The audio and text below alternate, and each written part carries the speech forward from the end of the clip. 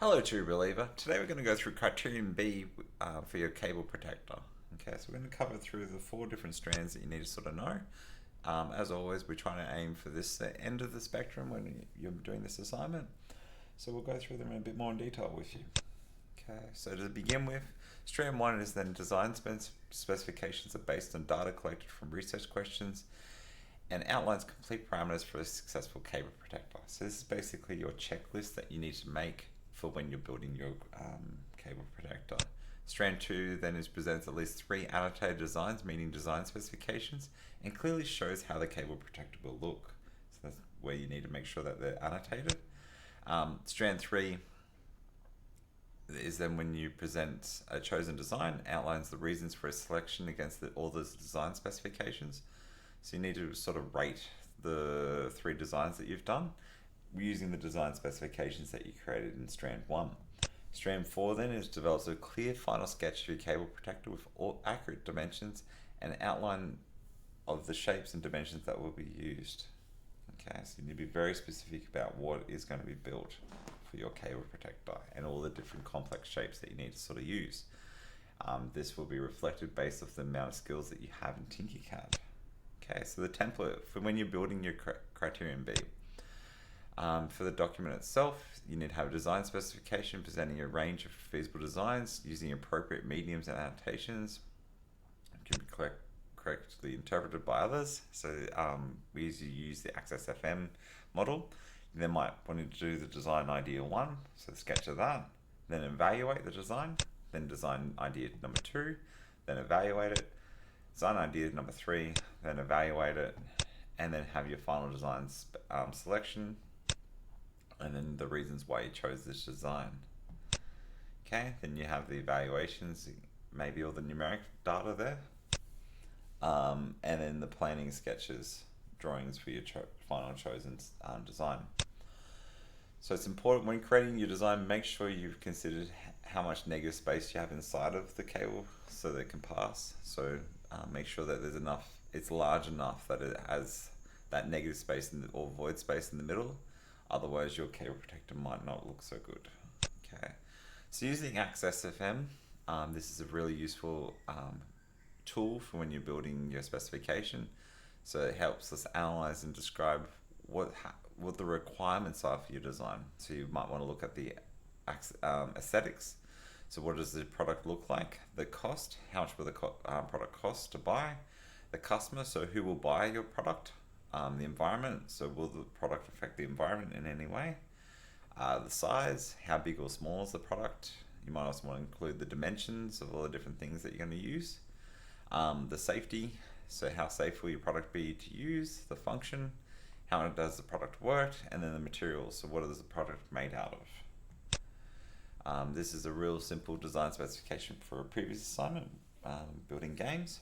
So what happens is you have the component here based on the research that you are looking into, and then you state very clearly how you're going to accomplish that component. Okay. So when building it, the components, the features are based on the research. You need to say how you'll achieve it, the benefits, so why is this a good idea, and then a completed column, then a self-rating column with a score out of 8 possibly, or 5 or 10, doesn't really matter.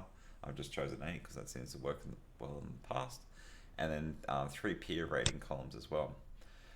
You might want to practice using the features and benefits statements. So remembering that people buy benefits, not features. So they want to know what's in it for me. So what's good about this fancy new feature.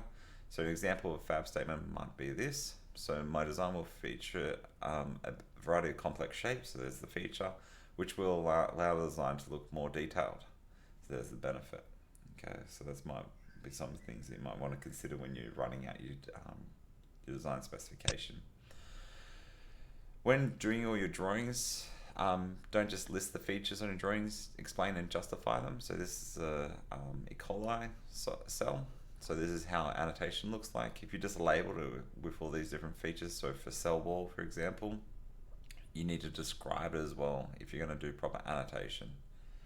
Okay, so one way of doing it in the past, this is an example of previous students, is they just labeled 1, 2, 3, 4, 5, 6 on here, and then they've said what the thing is, and then described a bit more detail behind it. They've also done on multiple views.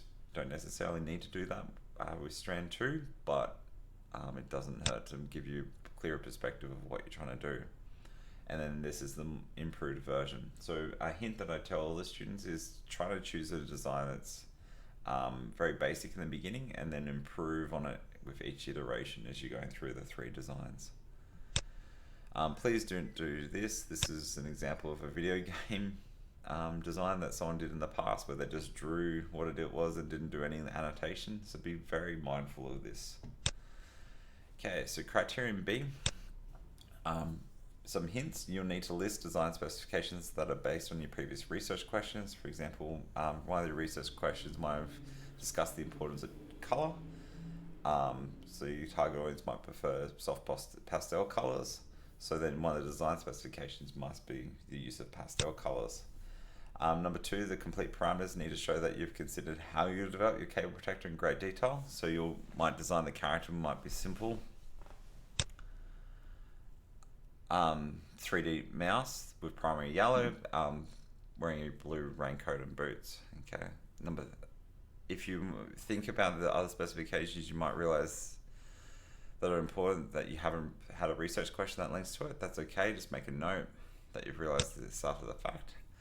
Annotated, like we've discussed, is more than just labeling design. You have to label it and discuss the importance of it and explain its functionality. These designs have to be hand drawn. Okay, so you can't just use Tinkercad and upload the images in that. You must draw your own designs. Or you can use Paint or something other graphical tool. I'm happy with that as well. But you'll need to upload the document once you submitted it through Schoolbox. Okay, so you got to have an electronic version of whatever you've created. Simply choosing your best design from your annotated design in the previous strands and describe why you've chosen the design. You might want to create the pros and cons or a Venn diagram to talk about the differences between the 3 designs. Make sure you follow the strand requirement chosen design is well justified against each of the design specifications, so you have to link your reasoning to the design specification, and you need to justify it as well. So you'll find this part easy if you choose 3 different designs in the previous point as well. So again, going back to the template, so the design specification presents a range of feasible design ideas. Design idea 1, then with the evaluation design idea 1, design idea 2 with the evaluation of it, design idea 3, then with the evaluation. Why the final selection that you've done, the reasons for choosing the design. You might include the evaluation against the design specifications, and then the planning drawings for the chosen design. Okay, so that's a brief overview of what you need to do for Criterion B. As always, if you have any questions about this, please either see me in class or send me an email. Thank you very much.